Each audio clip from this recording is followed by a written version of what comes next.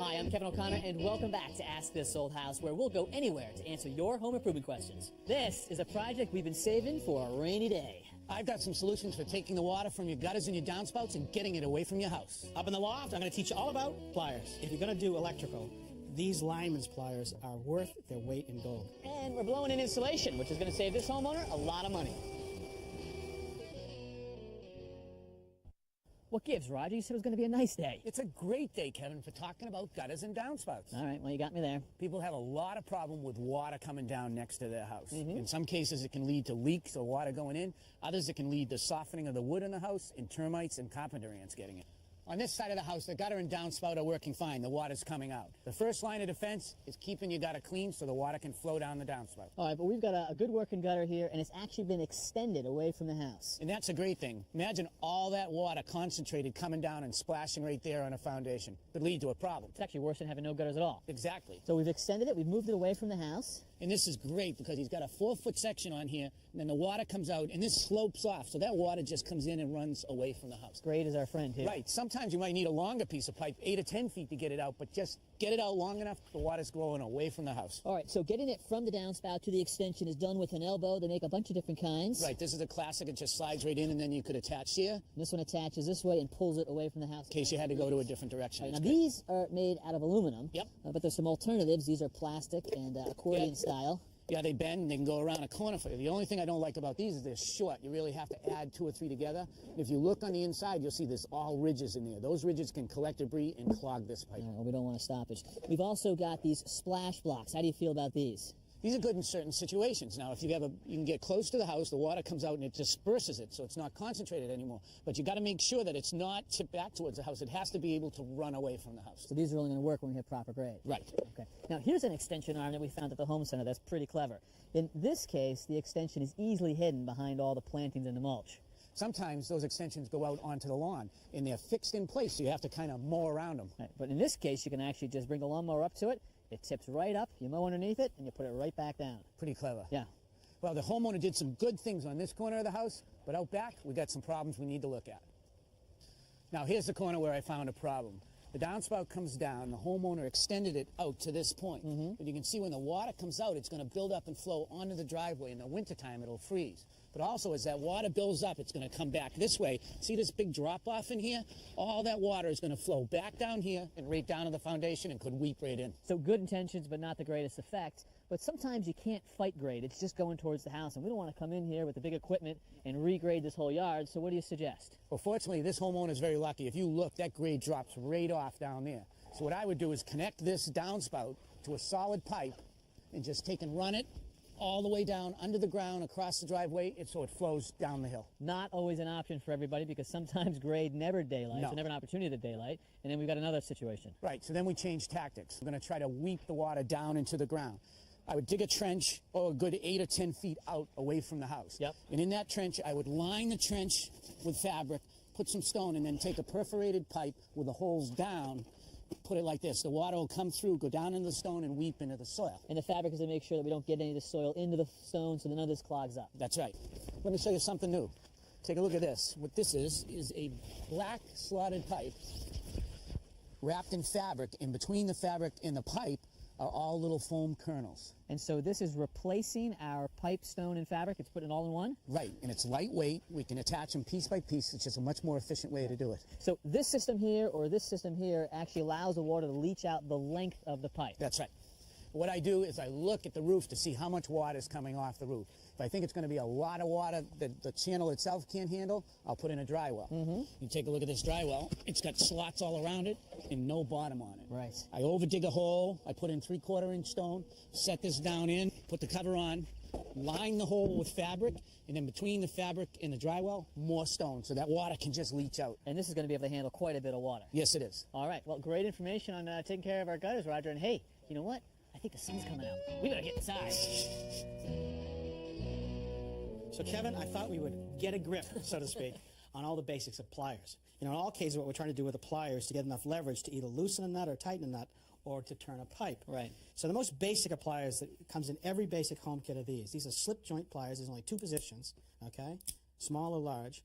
And in this case, you'd go onto a nut, and now you go there, and it always seems to slip. This is a good name for it, you know. Okay? And it's just for the basic jobs, because on these you've got to apply the force to turn it, but also to squeeze this tight. That's right.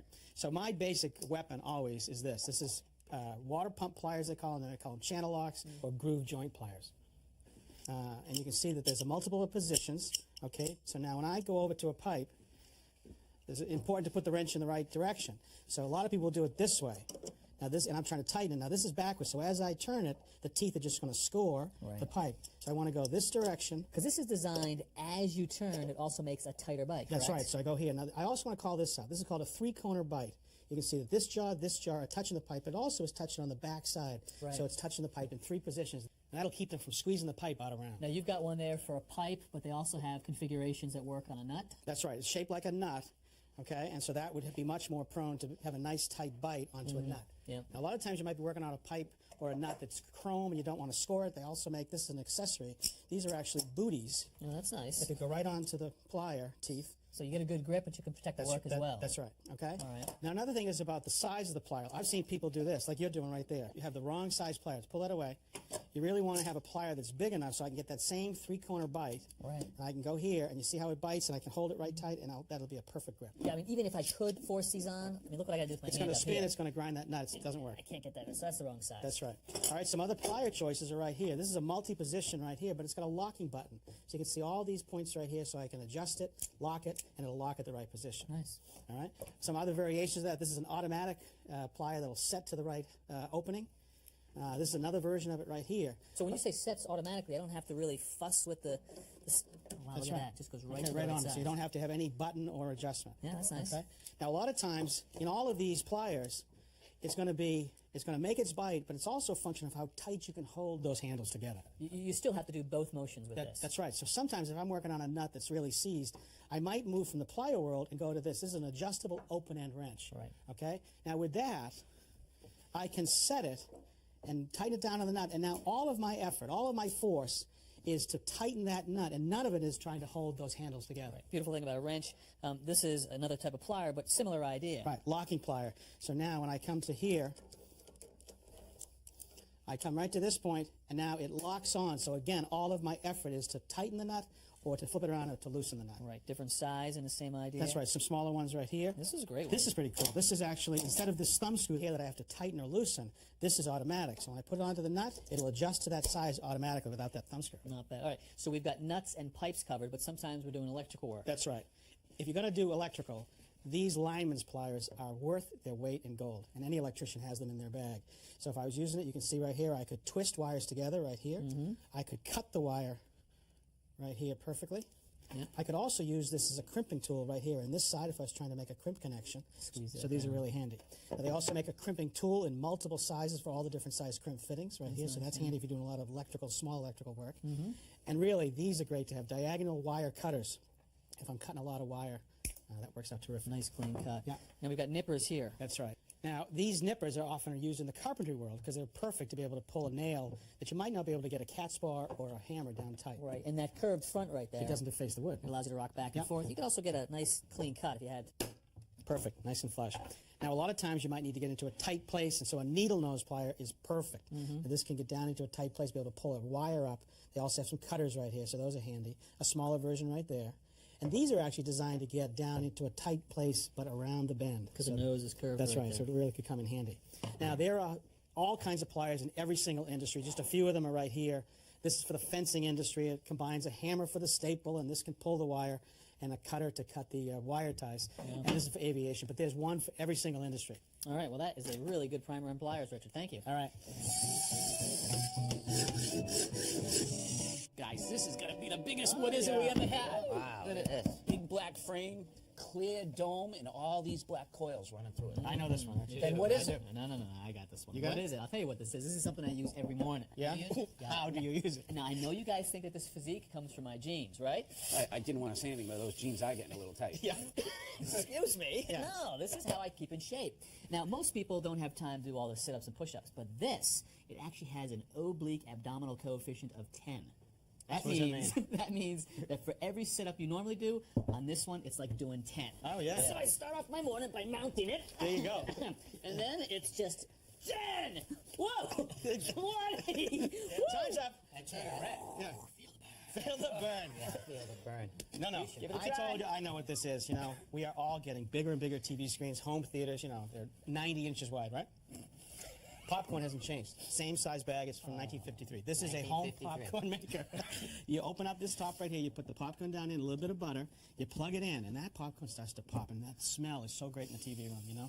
And once it's done, a handy serving bowl. And who doesn't want to have a handy serving bowl like this as you're sitting on the 8-piece sectional with your clicker living large, you know what I mean? Just so easy. Yeah, nice. I don't need any salt. Please, hold. You're going to need a 20-to-1 coefficient on your oblique. It's a winner. I tell you, I got one of them. I love it. All right, let me say this. Who doesn't like the nice ambiance of a fire pit? Oh, everyone. Not so nice. Everybody wants a fire pit. Yeah. Indoors, outdoors, right here. An indoor fire pit. This is an outdoor Interesting fire pit. concept. All right. The nice thing about this is no flame. Okay. These coils heat up, just like an electric stove. You see the coil on top gets red, sure. but this doesn't generate any heat, so you can't get burned. Heatless heater. Fire pit. Nice, nice. That's nice. You guys are Wastes a lot of amazing. energy? Safe, no energy is wasted Totally at all. American. But Tom was actually close. This is a heater. I told you. This is for your pool. All you do is you hook this up to the pool. The water runs through, goes through all these coils, gets heated up, comes the out the sun. other side. Perfect, green, safe. Solar heater. All right, And an ambulator. Jumping jacks. So, Tommy, we've got a cold attic. Winter is on its way, and the homeowner would like to add some insulation. Well, he should add some insulation. He's got nothing here. He's got like 2 inches of rock wool right here. And it looks like it's old and it is settled. So we're looking for R value. As we all know, R value is the resistance to heat transfer. Right. So that means all the heat in the house doesn't have much resistance when it wants to come up through this attic floor. Right. What do you think the R value is out of The that R rock value, wool? well, I guess the R value of that to be about a 6 if he's lucky. 6, that's Right. it. Huh? And if you're building a new house, what do they require you to put in? Building code says minimum of 30, should be 38. Wow, 6 to 38. So we got our work cut out for us. Do have our work cut out for us. I'm seeing some open bays around the perimeter, and then I'm seeing planks that are nailed down over the joist space here in the center of the floor. Do we have to pull all these nails and pull up the planks? We are not going to pull up all the boards. We're going to pull up 1 or 2 boards, and we're going to blow in loose insulation under the boards. And all the open bays, we're going to use this right here, bat insulation. All right. Sounds like a little bit of a cocktail of insulation. Where do you want to get started? Well, I want to get started by cutting these pieces right here. They're going to go in the joist bay into the eaves. You give me some measurements, I'll do the cutting. All right. For our first measurement, it'll be the length.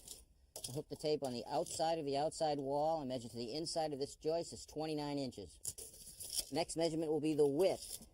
Our joists are 12 inches on center, so cut them 10 and a half, 11 inches. All right, I'm going to cut the length at 29 using a knife.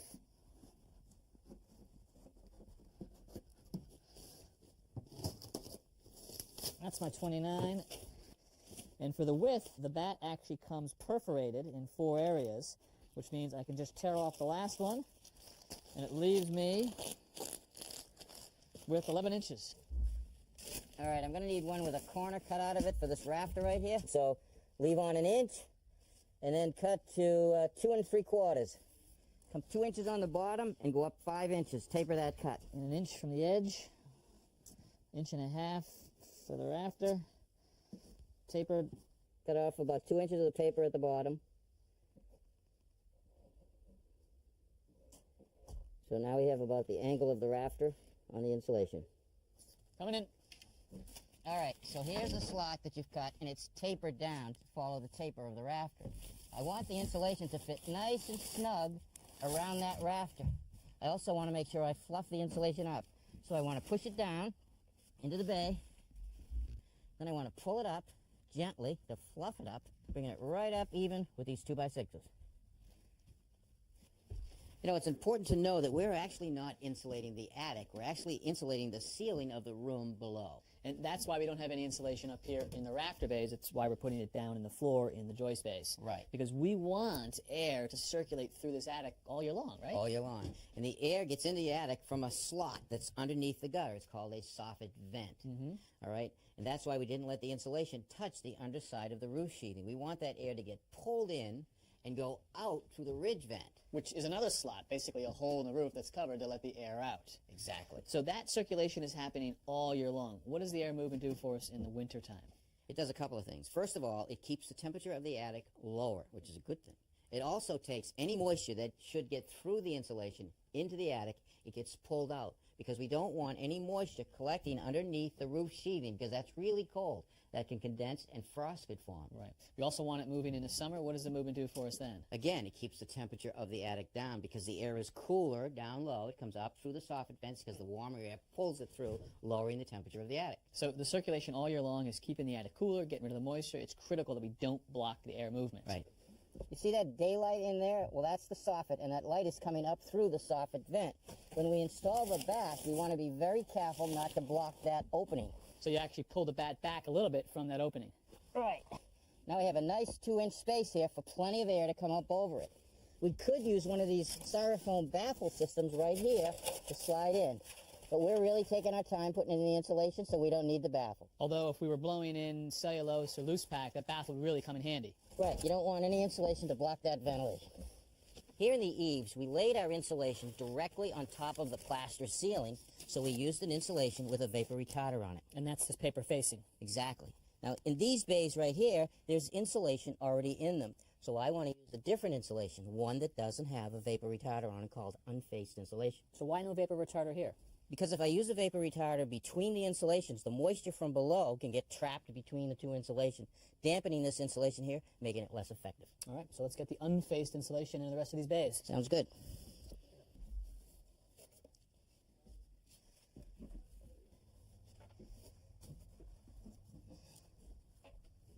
Now, the insulation that we placed in between the bays is 6-inch R19 insulation. We want to get an R38, so we're going to take a second layer of unfaced 6.5 insulation, lay it on top of the new insulation that we just installed, pushing it up tight and perpendicular to the joist. Now, why are you going perpendicular to what the joists and what we already laid? Well, it actually makes it more efficient. If any heat should get up through one of these cracks between the insulation and the joist, this insulation here will help stop it. So you're almost weaving this in there. Okay. That's right. So we push it up nice and tight to create a nice tight seal there. And we're being careful not to block those Right. soffits. I don't want to push it in all the way.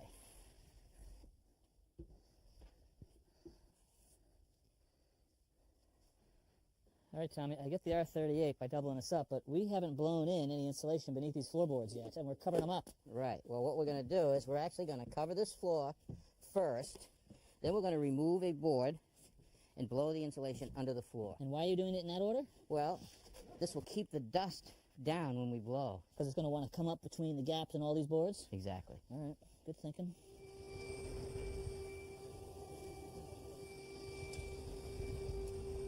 Each bag of this blown-in fiberglass insulation covers about 30 square feet when we dense pack it into the floorboards like we're doing. I'm going to measure. I want to measure about 3/4 of the distance into the bay. Pull the hose out, push it back in. Now I'm going to turn the blower on, and that will blow the insulation into the cavity.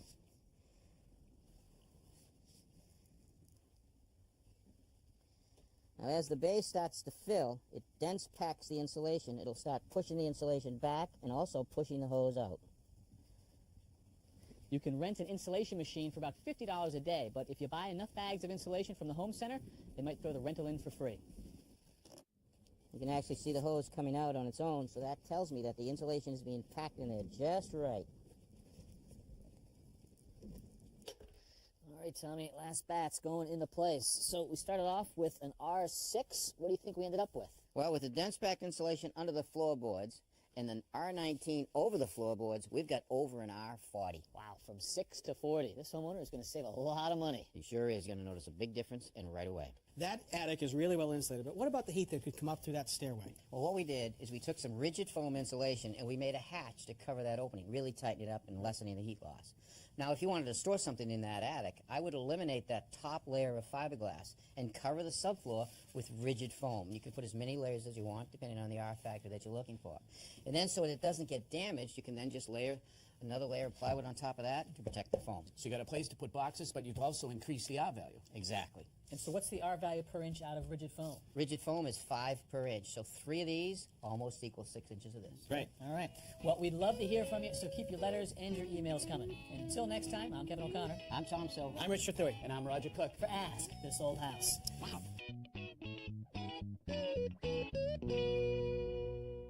Next time on Ask This Old House. Anybody can paint a room, but there are good paint jobs and bad paint jobs. And here to show us a good professional paint job is Mark O'Layler.